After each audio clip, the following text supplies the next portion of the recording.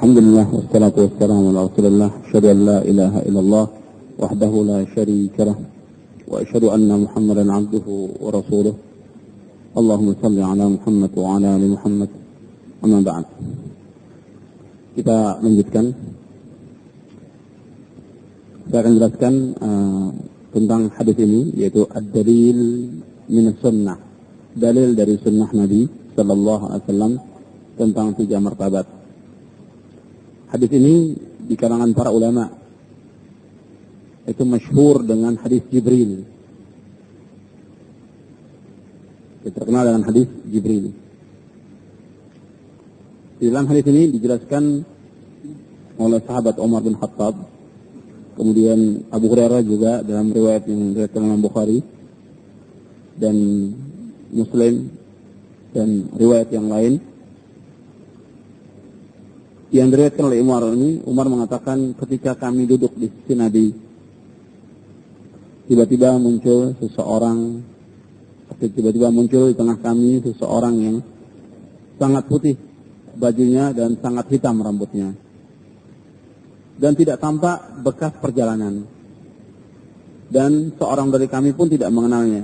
Artinya tidak ada seorang pun dari kami yang mengenalnya.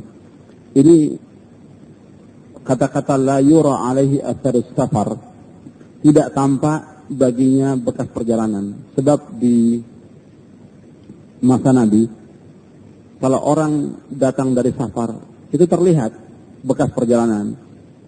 Rambutnya kusut, pakaiannya lusuh, kotor, terlihat. Di sini tidak terlihat.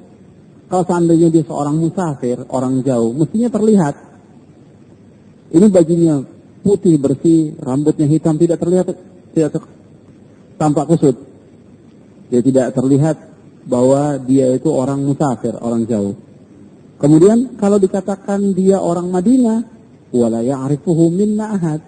Kalau dikatakan ahlul Madinah, sedangkan semua yang ada di majlis Nabi tahu penduduk Madinah, tidak seperti sekarang, sudah penuh dan sudah luas Madinah itu. Itu kecil Madinah itu, kecil sekali. Ya luas seperti masjid yang sekarang ini, ditambah sedikit lagi, itu luasnya kota Madinah. Jadi kalau sekarang itu sudah luas kota Madinah. Ini kalau ada orang asing itu tahu. Kemudian juga kalau seandainya mereka orang dekat, mereka juga tahu. Tetapi di sini dia mengatakan kalau dikatakan orang asing tidak ada tampak perjalanan, kalau dikatakan orang Madinah pun tidak jelas. Jadi masih tanda tanya siapa orang ini. Kemudian duduk di sisi Nabi, mendekat dengan Nabi dan meletakkan kedua tapak tangannya di kedua pahanya. Ini banyak faedah yang dapat kita ambil dari hadis ini. Dalam hadis ini kalau kita lihat kata-kata sahabat baina nahnu julusun inda Nabi, bahwa sahabat itu biasa duduk dekat Nabi untuk belajar tentang Islam. Itu biasa para sahabat radhiyallahu anhum. Kemudian di sini juga diambil istinbat oleh para ulama, yaitu seseorang yang pakaiannya putih. Pakaian putih termasuk yang disunnahkan. Bukan hanya hadis ini, Jibril memakai pakaian putih, tapi ada beberapa hadis lain. Seperti Nabi bersabda, ilbasu min thiyabikumul bayat fa innahu khairas thiyabikum wa kaffinu fiha mautakum. Kata Nabi, sesungguhnya pakailah pakaian putih. Kata Nabi, pakailah pakaian putih karena sesungguhnya pakaian putih itu sebaik-baik pakaian kamu. Dan kafankanlah orang yang mati di antara kamu dengan pakaian yang putih. Hadis itu sahih diriwayatkan oleh Imam Ahmad dan yang lainnya. Dan dari hadis ini diambil satu sunnah untuk memakai pakaian putih. Bukan berarti bahwa yang lain tidak boleh. Yang lain boleh saja, pakaian apa saja, warna apa saja boleh. Kemudian rambutnya sangat hitam dan tidak tampak perjalanan. Kemudian duduk dekat Nabi. Nah, duduk dekat Nabi diambil juga istinbat oleh para ulama bahwa orang yang talabul ilmi itu mendekat kepada ustaz, mendekat kepada muallim. Kalau sekarang cari tempat yang jauh. Gitu. Antum lihat ya di masjid-masjid, rata-rata kalau pengajian semuanya bersandar di tengah-tengah kosong, menjauh. Padahal sunnahnya mendekat justru. Dan begitu para ulama dulu kalau mengajarkan dikelilingi oleh murid-muridnya. mendekat. Dan itu yang dilaksanakan oleh para ulama sejak dulu. Jadi mereka mendekat sehingga mendapatkan ilmu langsung dari para ulama. Di sini malaikat Jibril berkata, "Wahai Muhammad, kabarkan kepadaku tentang Islam." Dia bertanya tujuannya untuk mengajarkan kepada Nabi. Kemudian dijawab oleh Nabi tentang rukun Islam, yaitu syahadat, bersaksi bahwa tidak ilah melainkan Allah dan Muhammad Rasulullah, mendirikan salat, mengeluarkan zakat, berpuasa di bulan Ramadan, dan haji ke Baitullah bagi siapa yang mampu menuju ke sana. Ini sudah kita bahas. Kemudian malaikat Jibril berkata, "Sadaqta." Dengan perkataan sadaqta menunjukkan bahwa malaikat Jibril ingin menguji Nabi dan mengajarkan Nabi tentang Islam. Engkau benar. Jadi bukan bertanya karena tidak tahu, bukan.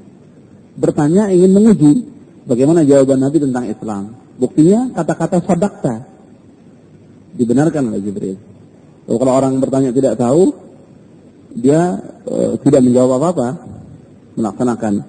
Tapi ini justru menjawab dengan sadaqta. Fa'ajibna lahu. Para sahabat heran, karena belum tahu orang ini siapa yang datang.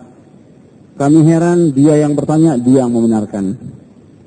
Kemudian dia bertanya lagi, kabarkan kepadaku tentang iman. Dijawab oleh Nabi, iman itu engkau beriman kepada Allah, kepada para malaikatnya, kitab-kitabnya, rasul-rasulnya, yaumul akhir, dan beriman kepada qadar yang baik dan buruk. Ini juga sudah kita bahas pada pekan yang lalu. Kemudian kabarkan kepadaku tentang ihsan. Kabarkan kepadaku tentang ihsan. Jadi apa yang maksud ihsan? Ini tadi sudah kita bahas. Bahwa ihsan itu engkau beribadah kepada Allah seolah-olah engkau melihatnya. Dan jika engkau tidak melihatnya, dia pasti melihat kamu. Ini sudah kita bahas. Kemudian baru yang terakhir yang belum kita bahas ini, yaitu malaikat Jibril bertanya, kabarkan kepadaku tentang saat. Saat ini maksud kiamat. Jawabannya, tidaklah yang ditanya itu lebih mengetahui dari yang bertanya. Artinya yang ditanya Nabi dan yang bertanya sama-sama tidak tahu. Karena memang tidak ada yang tahu. Tentang kiamat tidak ada yang tahu. Nabi memberikan tanda-tanda dan harinya. Kiamat itu harinya hari Jumat. Akan terjadi kiamat itu pada hari Jumat.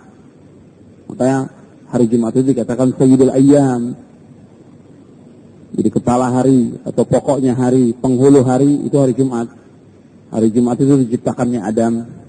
Hari Jumat Adam dikeluarkan dari surga. Hari Jumat itu dimasukkan ke dalam surga. Hari Jumat itu juga dikeluarkan dari surga. Kemudian hari Jumat itu terjadinya kiamat. Dan beberapa penjelasan yang disebutkan oleh para ulama. Kemudian tentang kapan tidak dijelaskan. Soal hari Nabi sebutkan. Ditanya lagi tentang tanda-tandanya. Kalau tidak tahu kiamat itu kapan terjadinya, sekarang berikan tanda-tanda kiamat itu. Nah, tanda-tanda yang disebutkan oleh Nabi ini tanda-tanda sugro. Tanda-tanda sugro, artinya yang kecil. Bukan tanda-tanda kubro. Yaitu seorang budak melahirkan tuannya. Seorang budak melahirkan tuannya. Dalam hal ini ada beberapa penafsiran. Penafsiran yang dibahas oleh para ulama. Yang pertama, yaitu ada yang menafsirkan bahwa nanti akan terjadi peperangan antara kaum muslimin dengan kafirin. Muslim dengan kafir akan perang. Karena perang itu tidak akan berhenti antara muslim dengan kafir. Terus. Kemudian muslim ini mendapatkan kemenangan. Kaum muslimin waktu perang dengan orang-orang kafir ini menang. Sebagaimana perangnya muslim dengan Yahudi. Nanti suatu waktu muslim akan perang dengan Yahudi. Sampai semua akan mengutuk Yahudi. Kecuali pohon Gorqat saja. Karena pohon Gorkot itu pohon kecintaannya orang-orang Yahudi. Jadi setiap yang Yahudi ini bersembunyi di balik batu, batu itu akan berkata, ini Yahudi di balik saya. Diberikan keajaiban oleh Allah, yaitu semua akan berkata, melaknat Yahudi. Nah, nanti Muslimin menawan orang-orang kafirin. Karena dalam peperangan, kalau mereka sudah kalah, itu orang-orang yang kalah yang menyerah itu ditawan. Sudah demikian sejak dulu peperangan itu. Nah, orang yang ditawan ada laki, ada perempuan. Nah, yang perempuan ini dijadikan sebagai budak. Ya lebih daripada pembantu. Budak itu bisa diperjualbelikan. Budak itu disuruh apa saja harus mau kepada tuannya. Budak ini, kalau budak itu perempuan, itu boleh dicampuri oleh yang mendapatkan bagian tanpa nikah. Itu menurut syariat Islam. Jadi perang antara muslimin dan kafirin. Kemudian kafirin ini ditawan, diantaranya laki dan perempuan. Kemudian panglima perangnya atau komandannya membagi bagian itu. Artinya dengan perjuangan dia. Ya bentuknya ghanimah, artinya harta rampasan segala macam, termasuk orang-orang itu, tawanan itu dibagi-bagi. Nah, orang yang mendapatkan perempuan, tawanan perempuan, itu boleh mencampuri si perempuan itu tanpa nikah. Itu sudah demikian sejak zaman Rasulullah Sallallahu Alaihi Wasallam. Kemudian kalau seandainya dari percampuran itu hamil dan lahir anaknya dinisbatkan kepada bapaknya. Karena bapaknya tuan, maka si anak ikut menjadi tuan. Nah, ini di sini dikatakan bahwa seorang budak melahirkan tuannya.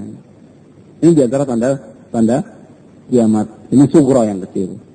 Itu pendapat yang pertama. Pendapat yang kedua, yaitu ditafsirkan bahwa nanti akan terjadi banyaknya orang-orang yang durhaka kepada kedua orang tuanya.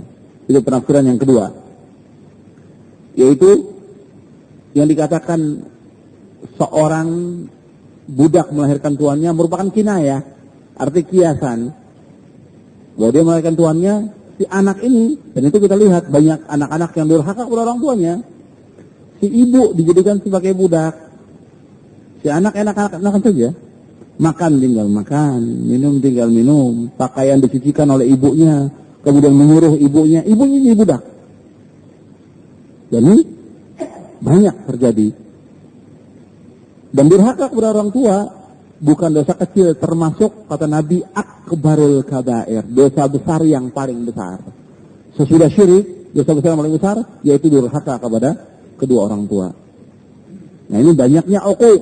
Sebagian ulama menafsirkan akan terjadi kasratul uquq, banyaknya durhaka kepada orang tua.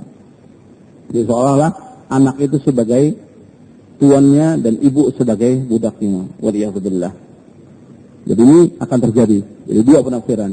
Penafsiran yang pertama akan terjadi peperangan antara muslim dengan kafir yang dimenangkan oleh kaum muslimin, kemudian ditawan kafirin dan budak-budaknya, kemudian dicampuri melahirkan tuan. Kemudian yang kedua, banyaknya anak yang durhaka. Itu penafsiran dari antaridal amatu rabbataha. Kemudian tanda yang kedua disebutkan cuma dua saja di sini oleh Nabi tentang tanda-tanda kiamat, yaitu engkau lihat orang-orang yang tidak pakai sandal, tidak pakai alas kaki, kemudian tidak berpakaian, miskin, fakir, penggembala kambing, itu berlomba-lomba membangun bangunan yang tinggi. Itu sudah kelihatan. Tadinya orang-orang miskin tidak punya, sekarang membangun bangunan yang tinggi. Ini tanda-tanda kiamat yang kecil, sugra. Ada lagi tanda-tanda kiamat yang lain, banyaknya wanita, banyaknya perzinaan, banyaknya orang minum khamar. Kemudian khamar itu dinamakan selain dari namanya. Hakikatnya khamar, tapi namanya minuman segar atau yang lain. Itu tanda-tanda kiamat.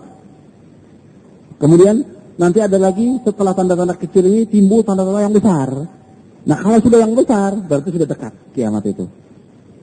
Seperti tanda-tanda yang besar itu yang disebutkan dalam hadis, yaitu adanya Dajjal. matanya buta sebelah yang mengajak orang kepada kekafiran. Turunnya Nabi Isa, adanya Imam Mahdi, kemudian nanti terbitnya matahari dari barat, timbulnya binatang-binatang dari dalam bumi, kemudian orang berbicara dengan binatang, dan beberapa lagi yang Nabi Sallallahu Alaihi Wasallam sebutkan. Dan itu ada dalam kitab Asyratus Sa'ah, tanda-tanda kiamat, dan sudah diterjemahkan ke dalam bahasa Indonesia, tanda-tanda kiamat. Itu sudah dijelaskan di situ dengan dalil-dalil yang sahih, disebutkan tanda-tanda kiamat yang kubra, yang besar. Jadi kalau sudah yang kecil ini, nanti timbul yang besar. Kalau sudah yang besar berarti sudah dekat kiamat itu. Yang paling berat itu kalau sudah timbulnya Dajjal, itu paling berat. Karena apa? Dajjal ini bahaya. Orang akan dibawa kepada kekafiran. Orang yang mengikuti ajakan Dajjal ini akan dimasukkan ke dalam neraka oleh Allah. Makanya Allah memberikan tandanya gampang saja. Matanya sebelah, tersembul keluar, tulisannya kafir. Sehingga setiap orang bisa baca tulisannya kafir, supaya dia menjauhi fitnah Dajjal. Dan Dajjal itu akan dibunuh oleh Isa. Isa turun membunuh Dajjal. Dan yang paling berat lagi nanti, artinya sudah tidak ada taubat lagi kalau matahari terbit dari barat. Kalau sudah matahari terbit dari barat, semua orang melihat. Hatta orang kafir pun melihat, dan mereka mengatakan beriman. Tidak bermanfaat iman itu. Dan orang pada saat itu bertobat, tobat itu sudah tidak ada manfaatnya. Artinya semua orang tahu bahwa ini sudah pasti kiamat. Semua orang akan mengatakan demikian. Siapa saja. Tetapi sudah tidak ada manfaatnya sama sekali.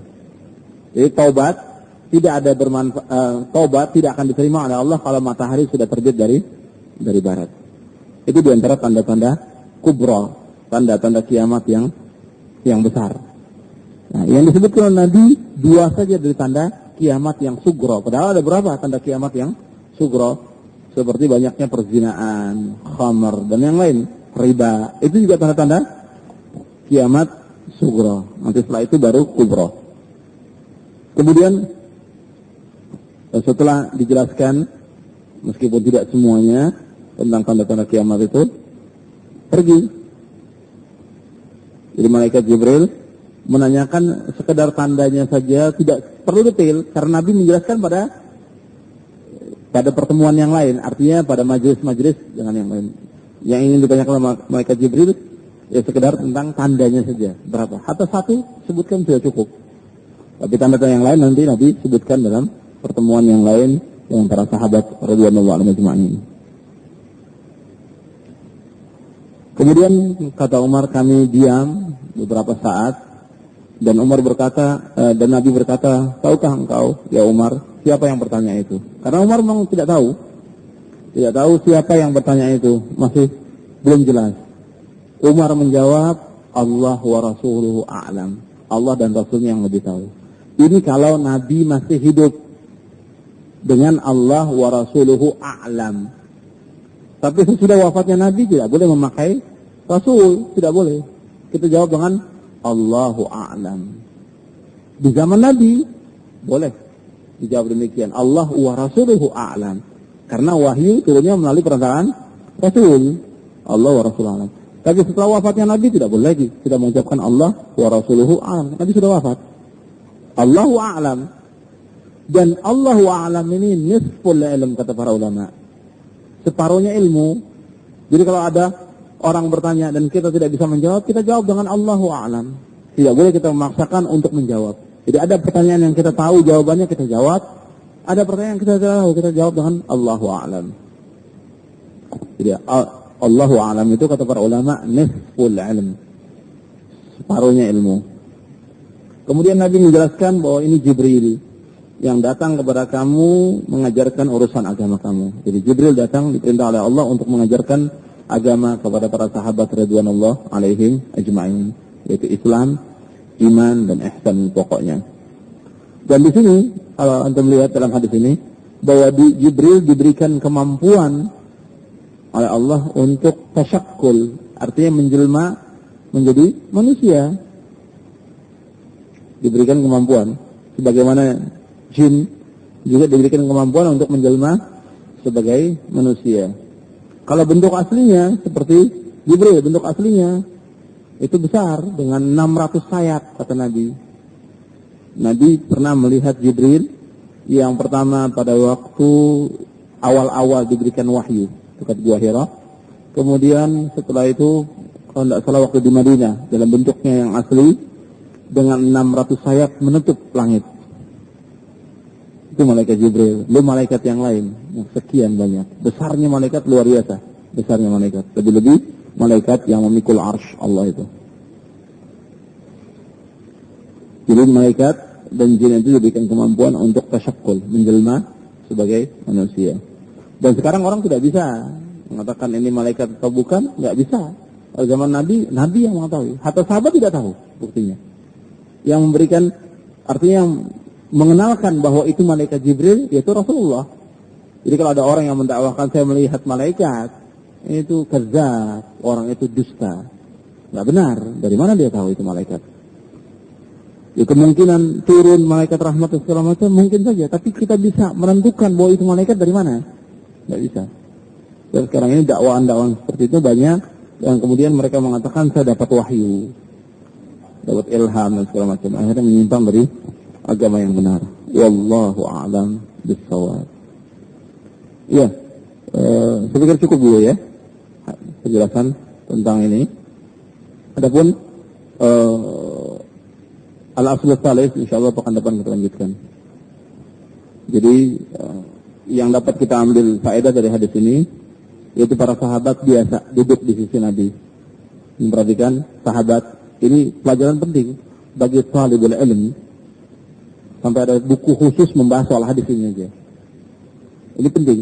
Jadi sahabat yang kaya, yang miskin, yang fakir, yang bagaimanapun juga kumpul di Nabi talibul ilmi. Kalau sekarang tidak, khusus orang-orang tertentu saja yang ngaji, yang kaya, yang punya jabatan, nggak perlu ngaji. Salah yang seperti ini. Abu Bakar menyumbangkan hartanya sebanyak-banyak tetap datang ke majelis Nabi. Utsman bin Affan yang kaya, Abdurrahman bin Auf, Mus'ab bin Umair, Suhaib bin Sinan Ar-Rumi dan yang lain. Sahabat yang kaya kumpul datang kepada Nabi. Tidak dibedakan. Jadi tidak boleh ada orang yang menuntut ilmu itu merasa dirinya sudah menguasai atau punya jabatan atau punya kedudukan. Hati-hati. Duduk di majelis Nabi dan duduk di majelis ilmu. Karena kata Imam Mujahid, la yata'allamul ilma mustahyun wala mustakbir. Tidak boleh orang menuntut ilmu itu malu atau mempunyai rasa sombong. Orang malu atau rasa sombong tidak akan dapat ilmu selama-lamanya. Iya, tetap jahil. Kemudian faedah yang lain bahwa orang yang menuntut ilmu itu mendekat.